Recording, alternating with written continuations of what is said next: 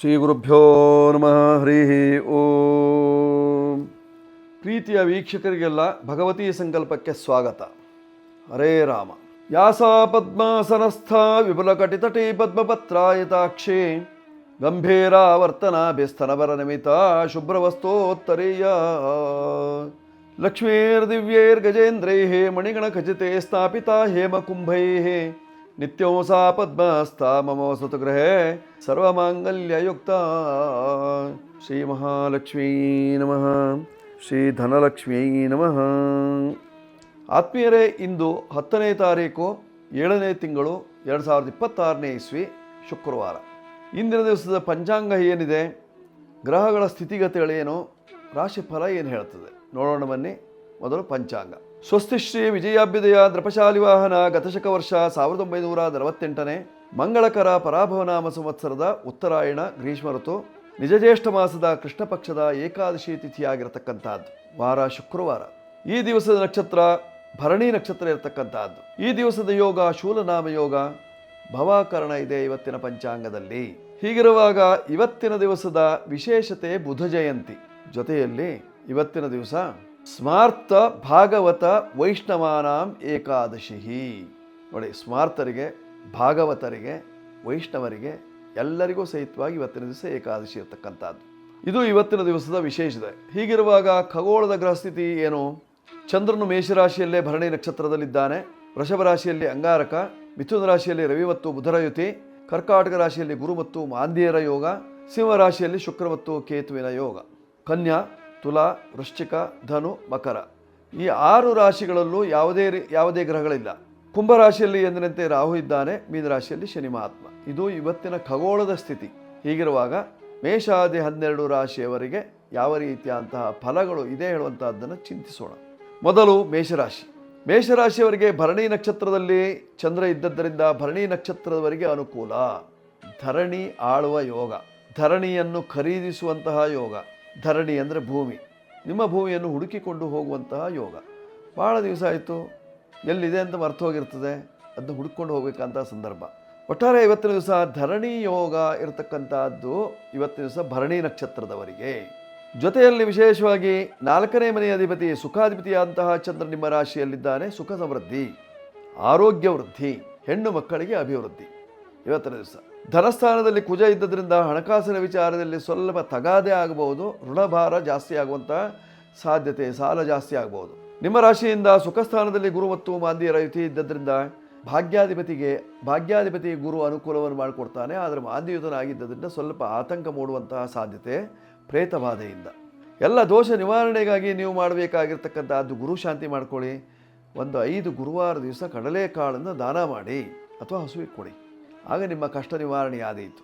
ಇಂದಿನ ಕಷ್ಟ ನಿವಾರಣೆಗೆ ನೀವು ಮಾಡಬೇಕಾಗಿರ್ತಕ್ಕಂಥದ್ದು 5 ಜನ ಕುಮಾರಿಯರಿಗೆ ವಸ್ತ್ರವನ್ನು ದಾನ ಮಾಡುವುದರಿಂದ ನಿಮ್ಮ ಕಷ್ಟ ನಿವಾರಣೆ ಆಗ್ತದೆ. ಪೂರ್ವ ದಿಕ್ಕಿನ ವ್ಯವಹಾರದಿಂದ ಅನುಕೂಲ. 9ರ ಸಂಖ್ಯೆಯನ್ನು ಬಳಕೆ, ಕೆಂಪು ಬಣ್ಣದ ವಸ್ತ್ರ ಇವೆಲ್ಲ ನಿಮಗೆ ಹಿತವನ್ನು ತರುವಂತಹದ್ದು. ಈಗ ವೃಷಭ ರಾಶಿಯವರ ಫಲವನ್ನು ನೋಡುವಾಗ ನಿಮ್ಮ ರಾಶಿಯಲ್ಲೇ ಕುಜನಿದ್ದಾನೆ. ಸಪ್ತಮಾಧಿಪತಿ, ಕಳತ್ರಾಧಿಪತಿ ಜನ್ಮರಾಶಿಗೆ ಬಂದಿದ್ದಾನೆ. ಅಂದರೆ ತೊಂದರೆ ಜಾಸ್ತಿ. ಅನುದ್ಧಾರಭೂತೇನ ಪಾಣಿಗ್ರಹೇಣ ಪ್ರಯಾಣೇನ ವಾಣಿಜ್ಯತೋನೋ ನಿವೃತ್ತಿ. ಮೂರ್ಭಂಗದ ಕೀರ್ತಿನ ಮೇಧಿನೀಜಃ. ಭೂಮಿಯ ವಿಚಾರದಲ್ಲಿ ಸಾಕಷ್ಟು ಗೊಂದಲ ಉಂಟಾಗ್ತದೆ, ಗಲಾಟೆ ಉಂಟಾಗ್ತದೆ. ದಂಪತಿಗ್ನಃ ಸಪ್ತಮೇ ದಂಪತಿಗ್ನಃ. ಲಗ್ನಾಧಿಪತಿ ಸಪ್ತಮದಲ್ಲಿದ್ದರೆ, ಸಪ್ತಮಾಧಿಪತಿ ಲಗ್ನಕ್ಕೆ ಬಂದಿದ್ದರೆ ದಂಪತಿಗ್ನಃ. ಗಂಡ ಹೆಂಡತಿಯನ್ನು ಒಡೆದು ನುಚ್ಚು ನೂರು ಮಾಡಿಬಿಡ್ತಾರಂತೆ. ಅಂದ್ರೇನು? ಅವರ ಮನಸ್ಸನ್ನು ಛಿದ್ರ ಮಾಡುವಂತಹ ಸಾಧ್ಯತೆ ಇರತಕ್ಕಂಥದ್ದಿದೆ ಇವತ್ತಿನ ದಿವಸ. ಆದ್ದರಿಂದ ಹೊಸತಾಗಿ ಮದುವೆಯಾಗಿರ್ತಕ್ಕಂಥ ದಂಪತಿಗಳು ತುಂಬ ಜಾಗೃತಿಯಾಗಿರಬೇಕು ಇಂದಿನ ದಿವಸ. ಯಾರ ಮಾತನ್ನು ಕೇಳಬಾರ್ದು. ಇಲ್ಲದಿದ್ದರೆ ಮಾತೇ ನಿಮಗೆ ಮೃತ್ಯುವಾಗುವಂತಹ ಸಾಧ್ಯತೆ ಬೇರೆಯವರ ಮಾತು. ಧನಸ್ಥಾನದಲ್ಲಿ ರವಿ ಬುಧರ ಯುತಿ ಇದ್ದದಿಂದ ನಿಪುಣ ಯೋಗ. ಹಣಕಾಸಿನ ವಿಚಾರದಲ್ಲಿ ನಿಪುಣತ್ವ ಉಂಟಾಗುವಂತಹ ಸಾಧ್ಯತೆ ಇರತಕ್ಕಂಥದ್ದು. ದೋಷ ನಿವಾರಣೆಗಾಗಿ ಮೃತ್ಯುಂಜಯನ ಆರಾಧನೆ ಮಾಡಿಕೊಳ್ಳಿ. 6 ನಿಮ್ಮ ಸಂಖ್ಯೆಯನ್ನು ಬಳಸಿಕೊಳ್ಳಿ. ಉತ್ತರ ದಿಕ್ಕು ಪೂರ್ವ ದಿಕ್ಕು ನಿಮಗೆ ಯಶಸ್ಸನ್ನು ತರುತ್ತದೆ.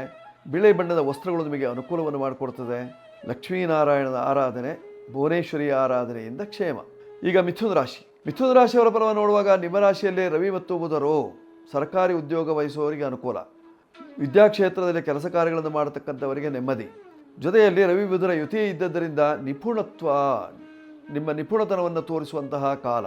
ಚೈತನ್ಯ ಯೋಗ ಆದ್ದರಿಂದ ನಿಮಗೆ ಶಾರೀರಿಕವಾಗಿ ಸ್ವಲ್ಪ ಶಾರೀರ ತುಷ್ಟಿಯಾಗುವಂತಹ ಸಾಧ್ಯತೆ ಇರತಕ್ಕಂಥದ್ದು, ಪುಷ್ಟಿಯಾಗುವಂತಹ ಸಾಧ್ಯತೆ ಇರತಕ್ಕಂಥದ್ದು, ಚೈತನ್ಯ ಒಡಮೂಡುವಂತಹ ಸಾಧ್ಯತೆ ಇರತಕ್ಕಂಥದ್ದೇ ಮಿಥುನ ರಾಶಿಯವರಿಗೆ. ಪರಿಹಾರಕ್ಕಾಗಿ ನೀವು ಮಾಡಿಕೊಳ್ಳಬೇಕಾಗಿರ್ತಕ್ಕಂಥದ್ದು ವಿಷ್ಣುವಿನ ಆರಾಧನೆ ಅಥವಾ ರಾಮತಾರಕ ಮಂತ್ರವನ್ನು ಜಪಿಸಿ. 13 ಅಕ್ಷರವುಳ್ಳಂತಹ ರಾಮತಾರಕ ಮಂತ್ರವನ್ನು ಜಪಿಸುವುದರಿಂದ ಅಥವಾ ರಾಮತಾರಕ ಹೋಮವನ್ನು ಮಾಡುವುದರಿಂದ ನಿಮ್ಮ ಕಷ್ಟಗಳೆಲ್ಲ ದೂರವಾಗಿ ಸುಖ ಪ್ರಾಪ್ತಿ, ನೆಮ್ಮದಿ ಇವತ್ತಿನ ದಿವಸ ಮಿಥುನ ರಾಶಿಯವರಿಗೆ. 5 ನಿಮ್ಮ ಸಂಖ್ಯೆ ಬಳಸಿಕೊಳ್ಳಿ. ಉತ್ತರ ದಿಕ್ಕಿನಲ್ಲಿ ವ್ಯವಹರಿಸಿ. ಹಸಿರು ಬಣ್ಣದ ಬಟ್ಟೆ ಆದೀತು.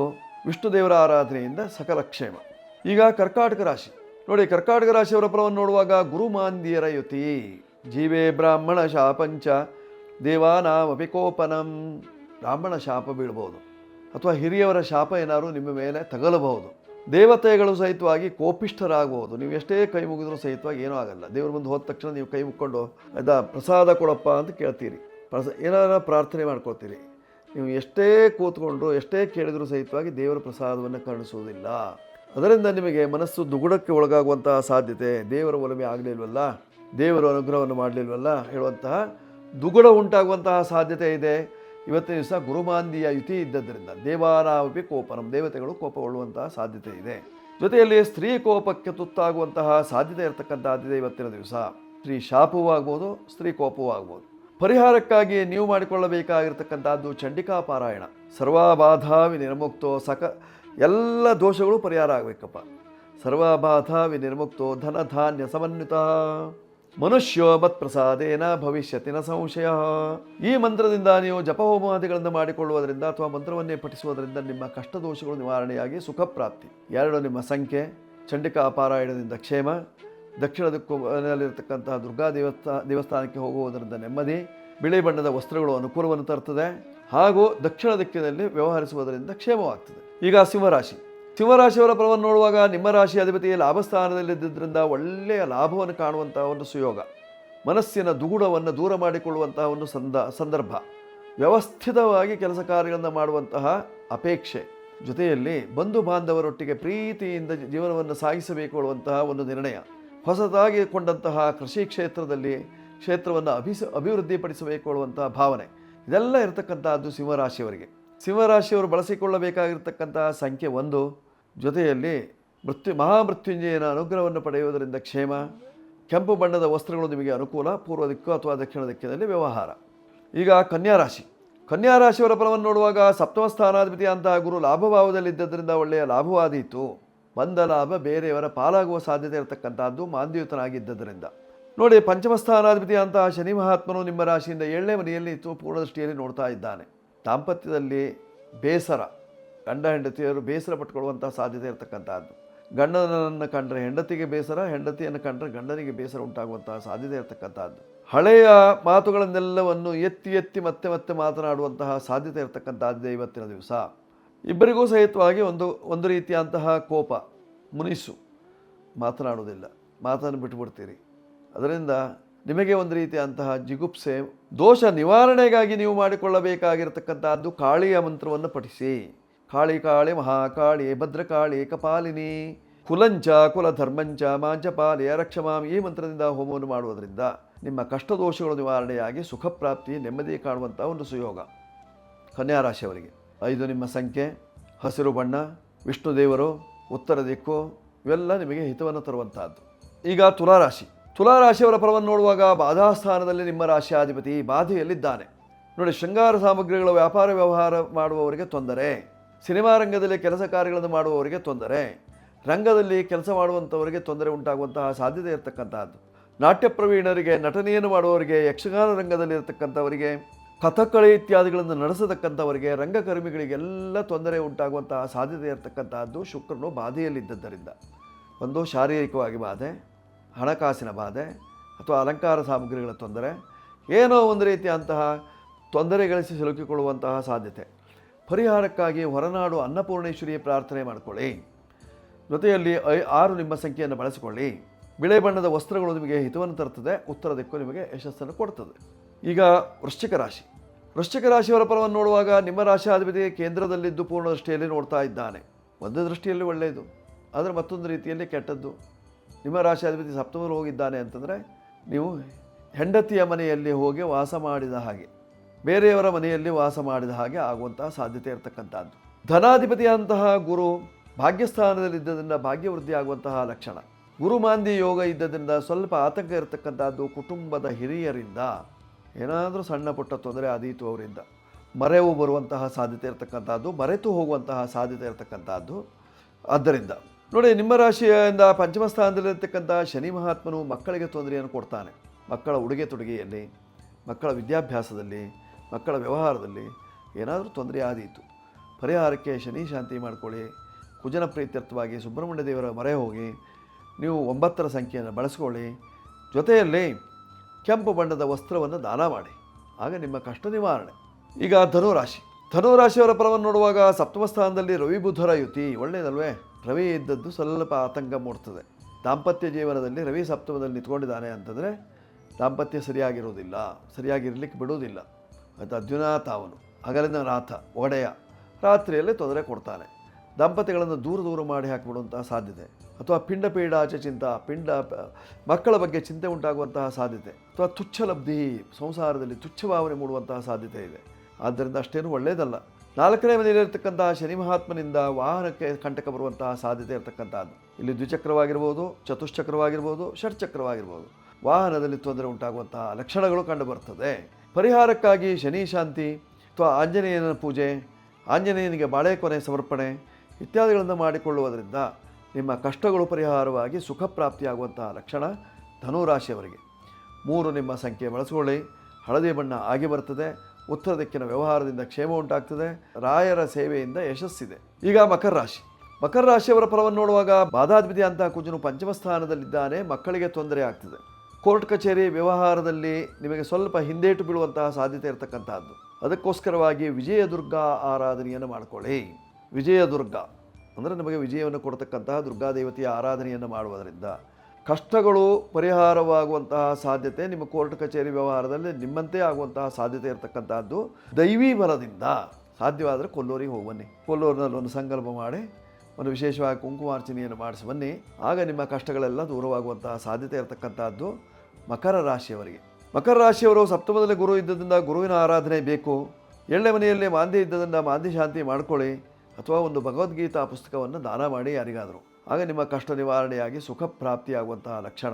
ಬಳಸಬೇಕಾಗಿರ್ತಕ್ಕಂತಹ ಸಂಖ್ಯೆ 8, ಕಪ್ಪು ವರ್ಣ, ಉತ್ತರ ದಿಕ್ಕು, ಶನೇಶ್ವರ ದೇವರು. ಇದರಿಂದ ನಿಮಗೆ ಅನುಕೂಲ. ಈಗ ಕುಂಭರಾಶಿ. ಕುಂಭರಾಶಿಯವರ ಫಲವನ್ನು ನೋಡುವಾಗ ನಿಮ್ಮ ರಾಶಿಯಿಂದ ಕರ್ಮಾಧಿಪತಿಯಾಗಿರ್ತಕ್ಕಂತಹ ಶುಕ್ರ 7ನೇ ಮನೆಯಲ್ಲಿ ಇತ್ತು, ಪೂರ್ಣ ದೃಷ್ಟಿಯಲ್ಲಿ ನೋಡ್ತಾ ಇದ್ದಾನೆ. ಶುಕ್ರನ ದೃಷ್ಟಿ ನಿಮ್ಮ ರಾಶಿಯ ಮೇಲೆ ಬಿದ್ದಿದೆ ಅಂತ ಆದರೆ ಒಳ್ಳೆಯದಾಗುವಂತಹ ಯೋಗ. ಯಾರಿಗೆ ಯೋಗ? ಸಿನಿಮಾ ನಟರಿಗೆ ಯೋಗ, ರಂಗಕರ್ಮಿಗಳಿಗೆ ಯೋಗ, ಭರತನಾಟ್ಯ ಪ್ರವೀಣರಿಗೆ ಯೋಗ, ನಾಟ್ಯವನ್ನು ಕಲಿಸುವಂತಹ ಶಿಕ್ಷಕರಿಗೂ ಯೋಗ ಉಂಟಾಗುವಂತಹ ಸಾಧ್ಯತೆ. ಆದರೆ ಕೆಲವರಿಗೆ ಮಾತ್ರ ಮಂತ್ರಮಾಟಾದಿಗಳ ಭಯ. ದೃಷ್ಟಿ ಹಾಕಿಬಿಟ್ಟಿದ್ದಾರೋ ಏನೋ, ದೃಷ್ಟಿ ಮಾಡಿಬಿಟ್ಟಿದ್ದಾರೋ ಏನೋ ಇತ್ಯಾದಿ ಭಯಗಳು ಉಂಟಾಗುವಂತಹ ಸಾಧ್ಯತೆ ಇರತಕ್ಕಂಥದ್ದು ಕೆಲವರಿಗೆ. ಈ ಎಲ್ಲ ದೋಷ ನಿವಾರಣೆಗೆ ನೀವು ಮಾಡಿಕೊಳ್ಳಬೇಕಾಗಿರತಕ್ಕಂಥದ್ದೇನು? ಸುದರ್ಶನ ಜಪ, ಸುದರ್ಶನ ಹೋಮ ಇತ್ಯಾದಿಗಳನ್ನು ಮಾಡಿಕೊಳ್ಳುವುದರಿಂದ ನಿಮ್ಮ ಕಷ್ಟ ನಿವಾರಣೆಯಾಗುವಂತಹ ಲಕ್ಷಣ. ಅಭಿವೃದ್ಧಿಗಾಗಿ, ನೆಮ್ಮದಿಗಾಗಿ ಆಂಜನೇಯನ ಸೇವೆ ಮಾಡಿ. ಹನುಮಾನ್ ಚಾಲಿಸಾವನ್ನು ಓದಿ ಅಥವಾ ಸುಂದರಕಾಂಡವನ್ನು ಓದಿ ಆಂಜನೇಯನಿಗೆ ಬಾಳೆಕೊನೆ ಅರ್ಪಣೆ ಮಾಡಿ, ಅಥವಾ ಕಾರ್ಯಸಿದ್ಧಿ ಆಂಜನೇಯನಿಗೆ ಹೋಗಿ ಅವನು ಕಾಯಿ ಕಟ್ಟಿ. ಆಗ ನಿಮ್ಮ ಕಷ್ಟಗಳು ನಿವಾರಣೆ. ನೀವು ಬಳಸಿಕೊಳ್ಳಬೇಕಾಗಿರ್ತಕ್ಕಂತಹ ಸಂಖ್ಯೆ 8 ಮತ್ತು 7. ಉತ್ತರ ದಿಕ್ಕು, ಕಪ್ಪು ಬಣ್ಣ, ಬಿಳಿ ಬಣ್ಣ ಅನುಕೂಲಕ್ಕಾಗಿ. ದೇವರ ಅನುಗ್ರಹದಿಂದ ಎಲ್ಲ ಕಷ್ಟ ನಿವಾರಣೆ, ವ್ಯಾಧಿ ಶಮನವಾಗ್ತದೆ. ಈಗ ಮೀನರಾಶಿ. ಮೀನರಾಶಿಯವರ ಫಲವನ್ನು ನೋಡುವಾಗ ನಿಮ್ಮ ರಾಶಿಯ ಅಧಿಪತಿಯಾಗಿರ್ತಕ್ಕಂತಹ ಗುರು ಪಂಚಮ ರಾಶಿಯಲ್ಲಿದ್ದಾನೆ ಮಾಂದ್ಯುತನಾಗಿ. ವಿದೇಶದಲ್ಲಿರ್ತಕ್ಕಂತಹ ನಿಮ್ಮ ಮಕ್ಕಳಿಗೆ ತೊಂದರೆ, ಕೆಲವರಿಗೆ ಪ್ರೇತ ಬಾಧೆಯ ಲಕ್ಷಣಗಳು, ಏನೋ ಒಂದು ರೀತಿಯಾದಂತಹ ಋಣಾತ್ಮಕ ಶಕ್ತಿಗಳು ಇಲ್ಲಿ ಓಡಾಡ್ತಾ ಇದೆ ಹೇಳುವಂತಹ ಭಾವನೆ ಮೂಡ್ತದೆ. ಆರ್ಥಿಕವಾದಂತಹ ತೊಂದರೆಗಳು ಉಂಟಾಗುವಂತಹ ಸಾಧ್ಯತೆ. ವ್ಯಾಪಾರದಲ್ಲಿ ಕೆಲವರಿಗೆ ಜಯ, ಕೆಲವರಿಗೆ ವ್ಯಾಪಾರ ಶೂನ್ಯ. ಪುಸ್ತಕ ವ್ಯಾಪಾರಿಗಳಿಗೆ ಅನುಕೂಲವಾಗುವಂತಹ ಸಾಧ್ಯತೆ. ದೋಷ ನಿವಾರಣೆಗಾಗಿ ನೀವು ಮಾಡಿಕೊಳ್ಳಬೇಕಾಗಿರ್ತಕ್ಕಂಥದ್ದೇನು? ಸಾಧ್ಯವಾದರೆ ಮಂತ್ರಾಲಯಕ್ಕೆ ಹೋಗಿ ಬನ್ನಿ, ಅಲ್ಲಿ ಮುಖ್ಯ ಪ್ರಾಣ ದೇವರ ದರ್ಶನವನ್ನು ಮಾಡಿಕೊಂಡು ಬನ್ನಿ, ಹೆಜ್ಜೆ ನಮಸ್ಕಾರವನ್ನು ಮಾಡಿ. ಆಗ ನಿಮ್ಮ ಕಷ್ಟಗಳು ಪರಿಹಾರವಾಗಿ ಸುಖ ಪ್ರಾಪ್ತಿ, ನೆಮ್ಮದಿ ಮೀನರಾಶಿಯವರಿಗೆ ಇವತ್ತಿನ ಕಾಲಲಕ್ಷಣದಲ್ಲಿ. ಆತ್ಮೀಯರೇ, 12 ರಾಶಿಯವರು ಇವತ್ತಿನ ದಿವಸ ಏಕಾದಶಿ ವ್ರತ ಆಚರಣೆಯನ್ನು ಮಾಡುವುದರಿಂದ ಕ್ಷೇಮ. ಮಹಾವಿಷ್ಣುವಿನ ಅನುಗ್ರಹವನ್ನು ಪಡೆದುಕೊಳ್ಳುವುದರಿಂದ ನಿಮ್ಮ ಕಷ್ಟ ನಿವಾರಣೆ. ಶ್ರೀರಾಮ ರಾಮ ರಾಮೇತಿ ರಮೇ ರಾಮೇ ಮನೋರಮೆ ಸಹಸ್ರನಾಮ ತತ್ತುಲ್ಯಂ ರಾಮನಾಮವರಾನನೆ. ಈ ಮಂತ್ರವನ್ನು ಜಪಿಸಿ ನಿಮ್ಮ ಕಷ್ಟಗಳು ದೂರವಾಗಿ ಸುಖ ನೆಮ್ಮದಿ ಕಾಣುವಂಥ ಒಂದು ಸುಯೋಗ ಉಂಟಾಗ್ತದೆ 12 ರಾಶಿಯವರಿಗೆ. ಈ ಸಂಚಿಕೆ ನಿಮಗೆ ಇಷ್ಟವಾಗಿದ್ದಲ್ಲಿ ಸಬ್ಸ್ಕ್ರೈಬ್ ಮಾಡಿ, ಬೆಲ್ ಬಟನ್ ಒತ್ತಿ, ಲೈಕ್ ಕೊಡಿ. ಜೊತೆಯಲ್ಲಿ ನಂಬರ್ಗಳು ಬರ್ತಾ ಇದೆ, ಬೇಕಾದರೂ ಉಪಯೋಗಿಸ್ಕೊಳ್ಳಿ. ಶುಭವಾಗಲಿ. ಶುಭವಸ್ತು.